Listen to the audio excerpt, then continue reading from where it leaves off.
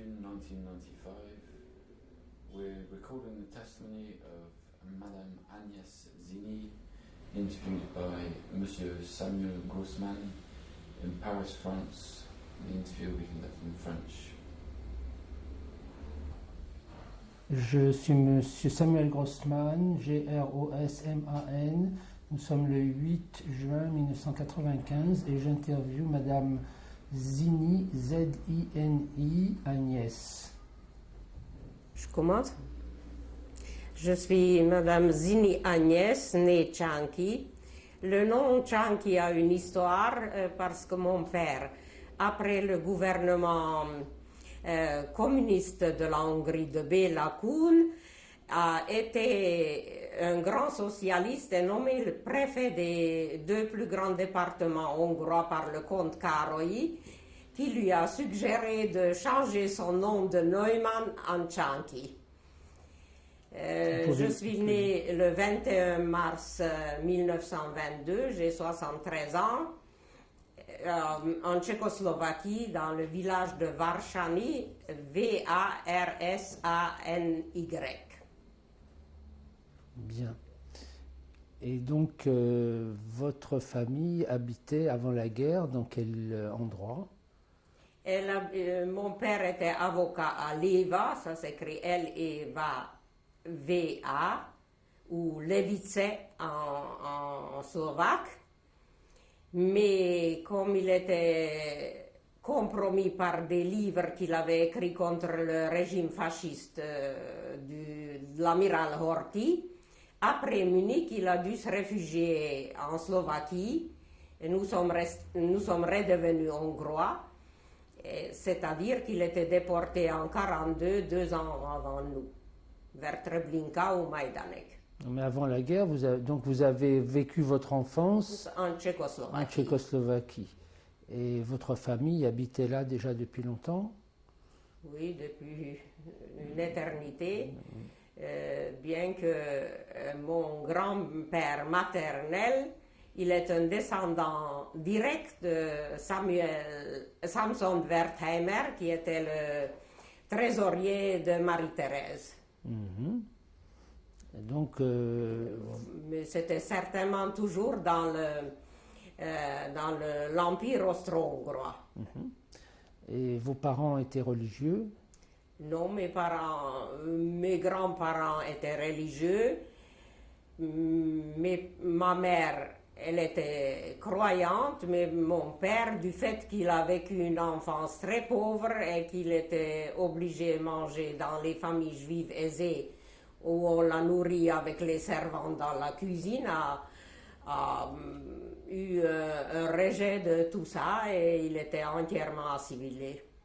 Donc vous avez été à l'école J'étais au lycée, mais je suivais les cours d'hébreu avec un jeune rabbin qui était docteur en philosophie, qui était un homme fantastique et que j'ai retrouvé d'ailleurs à Auschwitz un jour où j'allais chercher des couvertures. Et il a pu me glisser un tout petit bout de pain dans une des couvertures. Évidemment, il n'a pas survécu. Vous avez fini vos études avant la guerre? Non, j'étais en terminale et j'ai pas pu finir. On nous a mis dehors et j'ai fait un petit cours de sténodactylo pendant la guerre à Budapest, mais c'est tout. C'est ce que je voulais vous demander. Quelles étaient les manifestations d'antisémitisme que vous avez ressenties? Comment est-ce que sont manifestées les premières mesures antisémites que vous avez pu ressentir? Voilà, c'est ce que je voudrais transmettre aux jeunes générations, qu'il ne faut pas se fier tellement à l'amitié. Nous étions des grands propriétaires dans un village, nous étions des châtelains. Et qui étaient nos amis? C'était le curé, le notaire, le médecin du village. Pour le curé et l'institutrice. Pour le curé, c'est notre voiture qui allait le chercher. C'est nous qui lui avons téléphoné quand il y avait un enterrement. C'est nous qui l'amenions pour la messe. Il a joué chez nous tous les soirs au bridge. Tous les dimanches après la messe, il mangeait chez nous. Le jour où entre les gendarmes hongrois, on nous a menés au ghetto, il était dans le jardin. Il nous a regardés, il a tourné la tête et il nous a pas dit au revoir. L'institutrice du village, qui était une ancienne nonne, mangeait également chez nous le dimanche. Les premières fraises, c'était pour elle. La crème fraîche et le beurre frais partaient tous les matins en cadeau pour elle.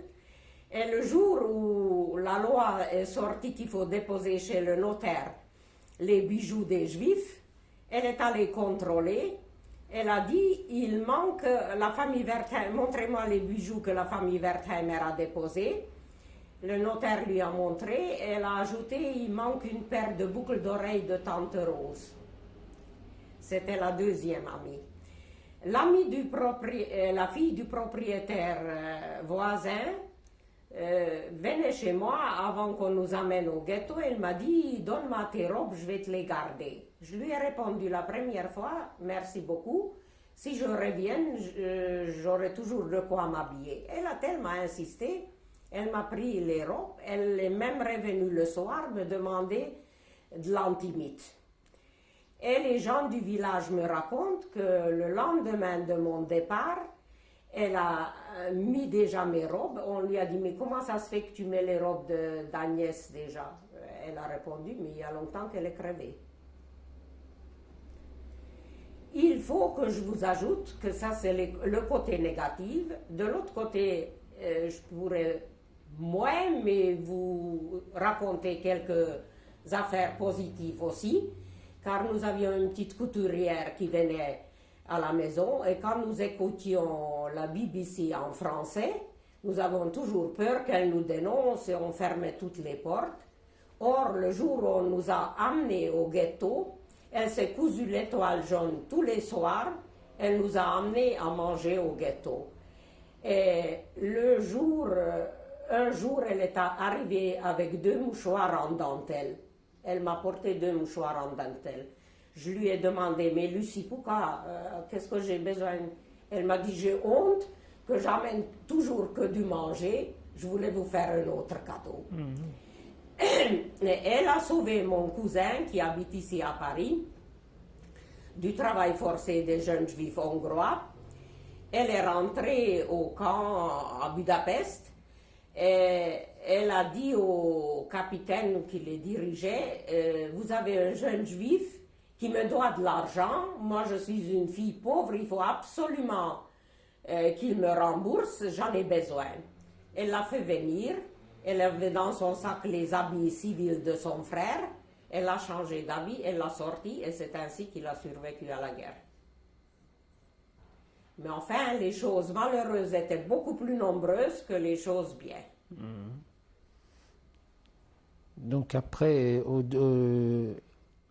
comment est-ce que vous êtes arrivé au ghetto? Comment est-ce que c'est On nous a amenés au ghetto d'Ipolchag, c'était une petite ville.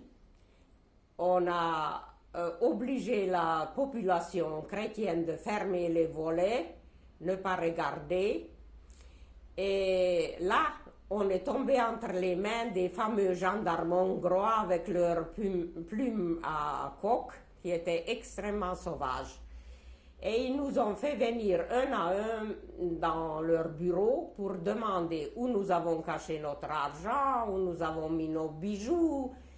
Et j'ai eu un très bon réflexe, d'ailleurs, qui était exact, ce n'était pas du mensonge. Il m'a dit, où est-ce que vous avez votre argent? Alors, je connaissais parfaitement les affaires de mon père, qui avait des dettes dans les banques. Suite à la crise, le krach new-yorkais de 29, où il était grand propriétaire, il a pris de l'avance sur la récolte et du jour au lendemain, les prix du blé ont chuté et il n'a jamais pu se relever de ses dettes. Alors je lui ai indiqué au gendarme hongrois, j'ai indiqué le numéro de la banque qu'il peut vérifier où nous avons vraiment. Alors il m'a laissé ressortir, mais tous les autres sont sortis archi cravachés, pleins de plaies, des hommes vieux. Il fallait une semaine qu'il se remette et je crois que dans les latrines de ce ghetto, il y a des montagnes de bijoux jetés. Ça, c'était en quelle année? Ça, c'était fin mai, mois de mai 1944.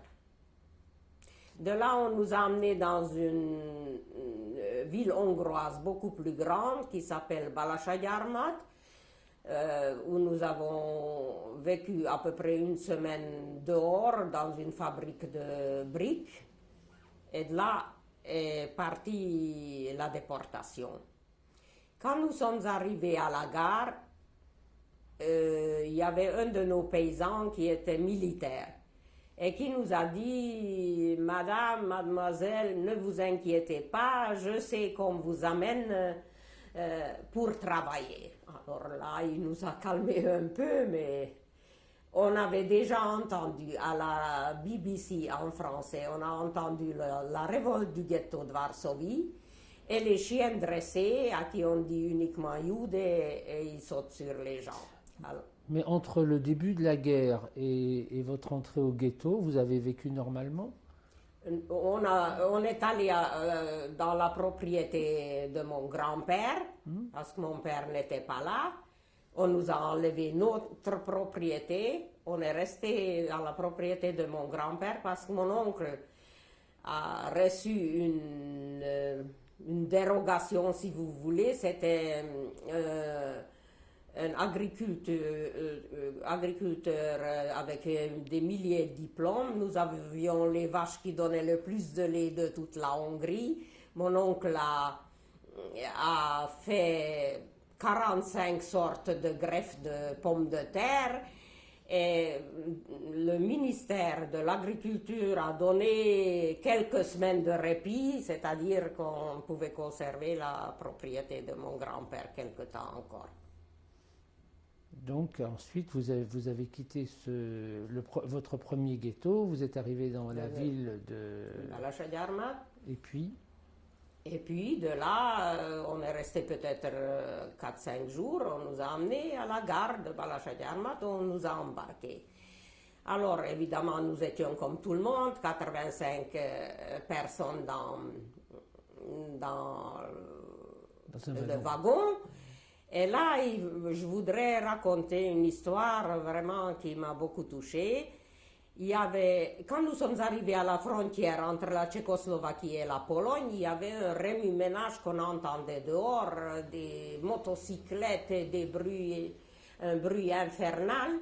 On ne savait pas pourquoi. Ensuite, ils nous ont expliqué qu'ils avaient peur que les résistants russes viennent nous délivrer. Alors ils ont surveillé mieux le train. Inutile de vous dire qu'on n'avait pas à boire, qu'il y avait une chaleur insupportable et qu'il y avait des juifs convertis depuis la 3e génération qui hurlaient toute la route, nous n'avons rien à faire avec vous, nous ne sommes pas juifs, etc.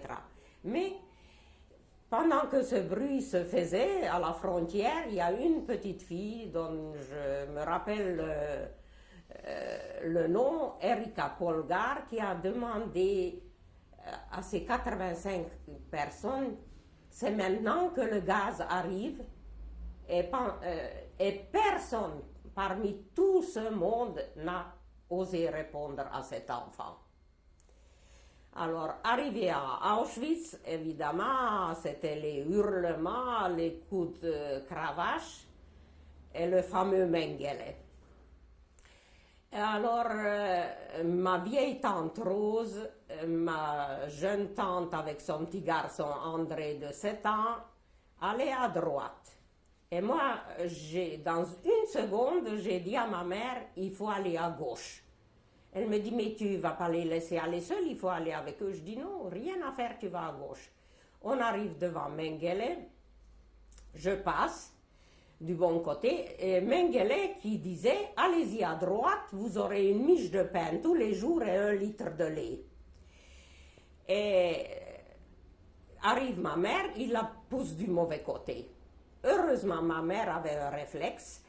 Elle a dit en très bon allemand, je sais tout travailler. Il lui a donné un coup de pied et elle est passée avec moi.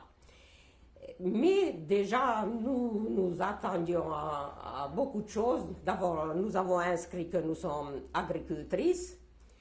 Et ma mère, elle a dit, comment tu inscris ça? Rien qu'ils nous regardent nos mains, ils verront bien que c'est pas vrai. J'ai mis, d'ailleurs, sur les listes en Suisse, je suis inscrite 5 ans moins âgée que j'étais, et ma mère également.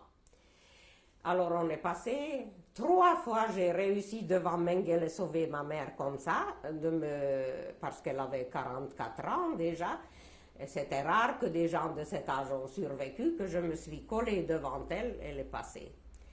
À la 3e sélection, avant que nous allions dans les fabriques travailler comme fraiseuses et tourneuses, j'ai réussi vraiment un miracle. J'avais de scorbut, des furoncles sous le bras, et ma mère a supplié une juive polonaise qui était doctoresse, et soulage-la, ouvre-lui les furoncles, fait quelque chose. Elle m'a fait rentrer dans l'infirmerie, elle m'a ouvert ça, elle m'a soi-disant voulu endormir, et j'ai entendu, je comptais en allemand, j'ai entendu qu'elle disait, elle va me compter encore jusqu'à 200. L'anesthésiant, évidemment, n'était pas bonne. Elle m'a coupé et elle m'a donné un tout petit bout de coton, c'est tout ce qu'elle avait pour arrêter le sang. Et 2 minutes après, il y a le sifflement, c'est l'appel, est passée toute nue devant Mengele. On avait une vieille chemise d'homme comme tout vêtement. Il fallait la mettre dans la main droite, les mains en l'air et passer devant Mengele. J'ai dit, eh bien, c'est ma fin. J'ai pris la chemise, j'ai mis sur l'épaule malade et je suis passée. Et 2 minutes après, Mengele commence à hurler. Celles qui n'avaient pas les 2 mains en l'air reviennent. Mais j'étais déjà dans une foule de 30 000 personnes. Ils pouvaient crier, évidemment, et c'était ma chance. Alors, on nous a emmenés d'abord à Rochlitz, où on nous a fait étudier. 8 heures d'études, 8 heures de travail dans la fabrique, et soi-disant 8 heures de sommeil. Mais le sommeil, il n'y en avait pas, puisqu'il y avait des alertes. Et il fallait absolument descendre dans les caves. Il y en a des personnes qui ont essayé de se coucher sous le paillasson, mais on les a retrouvés, on les a obligés de descendre quand même. J'ai oublié raconter mon séjour à Plaszów, où après le premier séjour à Auschwitz, on nous a emmenés. Et au début, on portait des pierres de 20 kilos une fois en haut de la montagne, le lendemain en bas. C'est pourquoi je suis extrêmement reconnaissante à Spielberg d'avoir fait le film qui est formidablement fait, extrêmement véridique. Et là, je voudrais vous raconter plusieurs choses. Tout d'abord, un jour, un jeune capot juif polonais, très élégamment habillé avec les bottes cirées, a donné une gifle à ma mère au visage. Il lui a éclaté les veines du visage. Et ma mère lui a dit, tu n'as pas honte de me frapper, je pourrais être ta mère. À cela, il a répondu, si tu savais quel sévice sexuel me fait subir toutes les nuits la femme SS, tu ne t'étonnerais pas que je suis devenue une bête sauvage pareille. Amos Goethe, qui est dans le film, était mon commandant, et de loin, on avait une peur bleue, il s'amenait sur son cheval blanc, entouré de chiens. Un jour, j'ai travaillé à côté d'une copine, qui allait peut-être à son goût pas assez vite. Il a dressé le chien, il lui a dit « Jude ». Et le chien a arraché les 2 poitrines de ma copine. On l'a emmené à l'infirmerie, soi-disant, mais évidemment, on ne l'a jamais revu. On nous a emmenés la 2e fois à Auschwitz. Alors j'étais volontaire pour tous les travaux parce que la faim me tenaillait tellement. J'allais un jour nettoyer les latrines, mais je me suis toujours... et là, j'étais vraiment déçue parce que j'espérais un morceau de pain. Et qu'est-ce que nous avons reçu comme nourriture? On nous a donné une soupe faite avec de l'âne. Et vraiment, j'ai goûté ça, j'ai pas pu le manger. Mais je suis une des personnes qui peut raconter sans trop s'émouvoir les affaires d'Auschwitz. Alors, je voudrais vous raconter une affaire que je trouve vraiment très risible. À Plaszow, il y avait des latrines, il y avait à peu près 20 ou 25 trous dans ces latrines. Mais c'était le seul endroit où on pouvait souffler un peu. Alors, il n'y avait pas 25 femmes dedans, mais il y avait 200. Et un jour, l'Allemand a ouvert la porte, le SS, et il a dit « Achtung », c'est-à-dire « garde à vous ». Alors, vous imaginez ce tableau des femmes dévêtues qui étaient sur des cabinets, enfin sur des latrines, « garde à vous ». Il a surveillé, il a dit weitermachen, continuez. Alors c'est là qu'il fallait être très adroit. Moi j'étais toujours très adroit. Moi je me suis rassise sur le trou, toujours. D'ailleurs j'étais une des meilleures voleuses d'Auschwitz. J'ai volé chaque semaine un chou dans les cuisines allemandes. Et j'ai donné la moitié à ma mère, j'ai mangé l'autre moitié, et depuis, je ne peux pas voir le chou. Bon, alors, Weitermachen, qu'est-ce qui s'est passé? Il a laissé les 25 femmes qui étaient sur les trous tranquilles, mais les 175 autres, il les a fait sortir un à un avec des coups de cravache horribles. Alors, aujourd'hui, si on fait un film, on montre ça, c'est complètement aberrant. Alors, à Rochlitz, on nous a montré comment on se sert d'une choublère, c'est-à-dire on a travaillé pour des fabriques Messerschmitt, pour les avions Messerschmitt, mais ce n'est pas avec les miens qu'ils ont volé. C'est bien simple, ma mère était dans le contrôle, et elle savait quelles pièces je fabrique. Alors tout allait dans le bon. Parce que si vous ne faisiez pas suffisamment de pièces bonnes, on vous a enlevé la tranche de pain. Et là, j'étais au courant, j'ai grandi toute ma vie, la politique c'était chez nous le sujet principal du matin jusqu'au soir. Et dans la fabrique, regardez le non-sens qu'ils ont dit. Il fallait dessiner la pièce qu'on faisait, mais les Juifs n'avaient pas droit d'avoir un crayon. Alors, ils nous ont dit, vous allez chez les prisonniers français demander le crayon et vous redonnez le crayon aux prisonniers russes quand vous avez fini. Alors, j'allais chez le français, je lui disais, où est le front de l'Ouest? Il me l'a dit. Je redonnais le crayon aux Russes et je lui demandais où est le front de l'Est. C'est-à-dire que je renseignais tout le monde sur la situation politique. Et il y a une quinzaine d'années, on nous a invités, les rescapés, les ouvrières de cette usine en Allemagne, à Calw, à côté de Stuttgart, et nous avons revu la fabrique. Et j'ai retrouvé à côté de ma machine une grosse chaîne. Et ça m'a rappelé une histoire. Un seul Allemand qui était bienveillant là-dedans, qui était un de nos contremaîtres, un jour je lui ai demandé à quoi ça sert cette chaîne qui pendait du plafond. Il m'a répondu, c'est pour le pendre, c'est-à-dire Hitler. Et il était probablement connu pour sa bonté. Un jour, ils l'ont abattu. Il n'a pas survécu. Quand le dirigeant de l'usine, c'était un SS revenu de Stalingrad qui avait une main coupée. Alors vous pouvez vous imaginer que pour son malheur, il voulait se venger sur nous. Il était d'une cruauté atroce. Et un jour, il y avait alerte. On nous a fait sortir de la fabrique parce qu'ils ont pensé qu'ils vont toucher la fabrique. On est allé dans la forêt.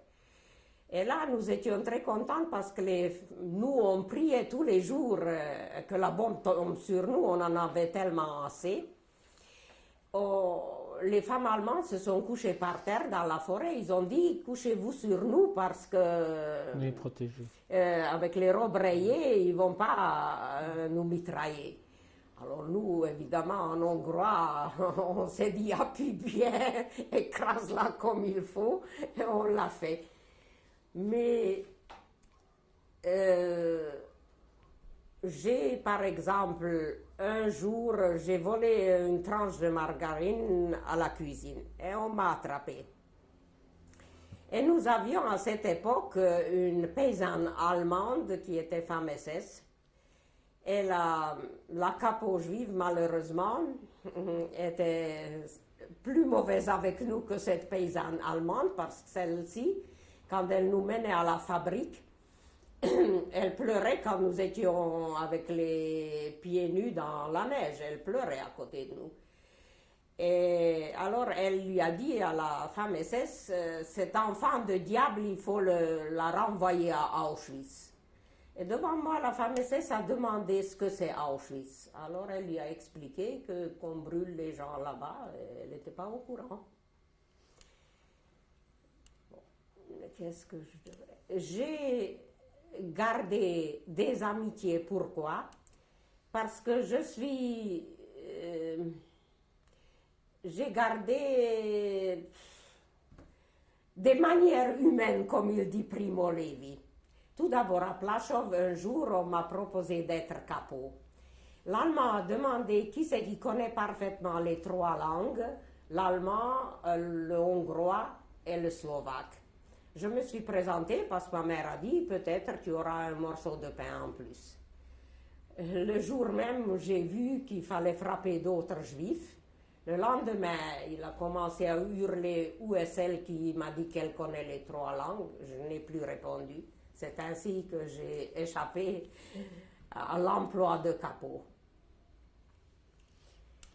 Et alors, votre famille qui était arrivée, la famille est arrivée en même temps que vous à Auschwitz ou non?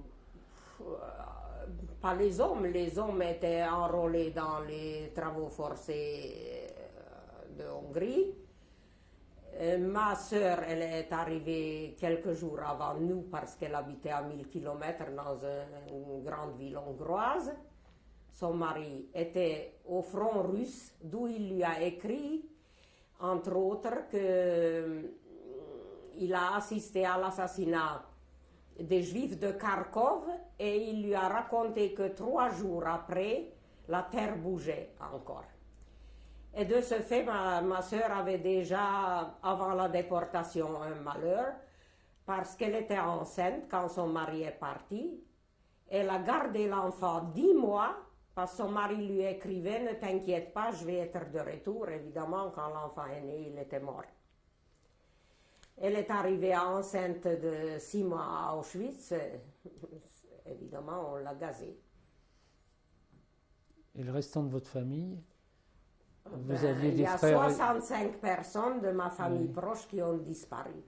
J'ai survécu avec ma mère et un oncle et une tante et leurs 2 enfants parce que leur frère était directeur de très grandes usines textiles en Hongrie et il a payé un acolyte de Eichmann avec des dizaines de bijoux et d'argent et il a sauvé son frère ainsi et sa famille. Et tout le reste a disparu. Donc vous êtes resté à Auschwitz jusqu'à la fin de la guerre? Non, on est resté dans les fabriques, à Calve jusqu'à la fin de la guerre et ensuite nous avons fait la marche de la mort. 650 km, on marchait toutes les nuits. On a fait toute la forêt noire. J'ai une amie ici à Paris qui me disait, regarde à côté de la rivière Inn, regarde comme les sapins sont magnifiques. J'ai eu tellement faim, je lui dis, Clara, si tu me racontes encore quelque chose de la beauté de la nature, je te balance dans l'Inn. Et on a marché, ils nous ont pas permis de s'arrêter pour faire nos besoins. Alors moi, je disais, Niagara, c'est pas possible, comme des chevaux. En marchant, fallait faire. Et évidemment, il y avait presque rien à manger. Ils nous ont laissés dans les Alpes à côté de Garmisch-Partenkirchen. Ils nous ont demandé à la dernière minute si nous voulons leur donner les vêtements rayés. On a dit que non. Alors on est resté 2 jours là-bas et nous ne savions pas quoi faire. On entendait les coups de canon. Finalement, on a une de nos amies que je voudrais d'abord retrouver qui est à Los Angeles et que nous n'arrivons pas à retrouver. Parlait très bien l'anglais. Elle a dit je vais faire un discours, on va ramasser de l'Edelweiss dans la montagne, vous savez, la fleur des Alpes. On va faire un bouquet, je vais le redonner au premier anglais ou américain que je rencontre. On a commencé à marcher et comme les coups de canon ont augmenté, nous étions 35 à cette époque, de 200, parce que le groupe s'est divisé peut-être et il y avait quelques morts aussi. De typhus, il y avait des morts en route.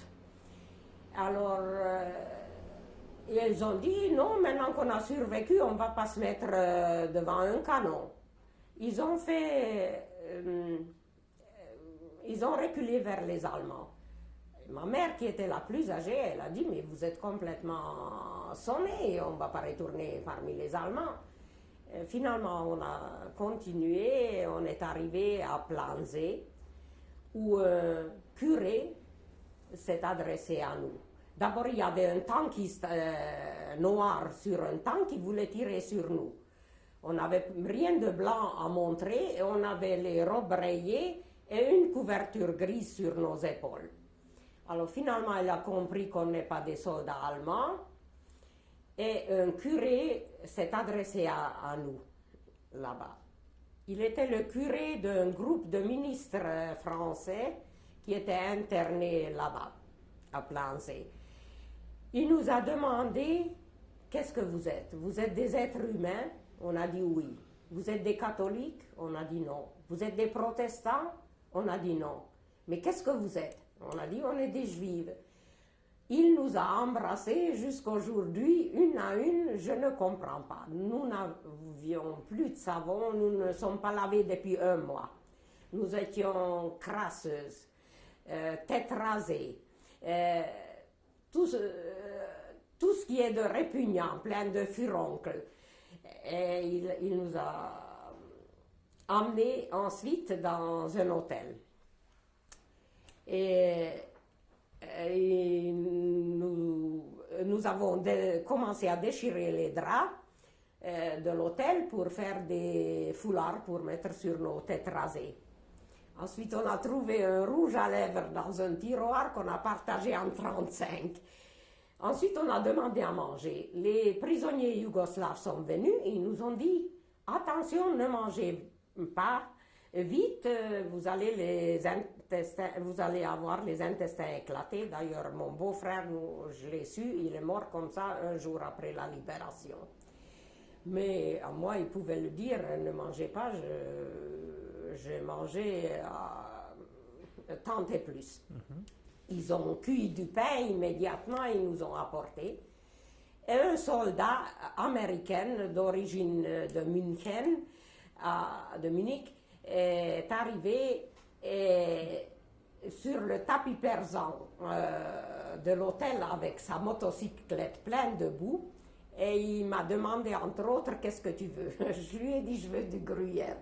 2 minutes après, il a amené un rond de gruyère de 100 et quelques kilos sur le tapis persan, sous les yeux effarouché de la propriétaire.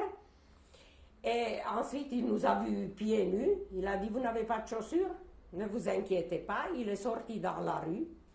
Il a arrêté une à une les femmes allemandes qui passaient. Il les a fait déchausser. Il a demandé qui c'est qui a 38, qui c'est qui a 39. Dans un quart d'heure, nous étions chaussés.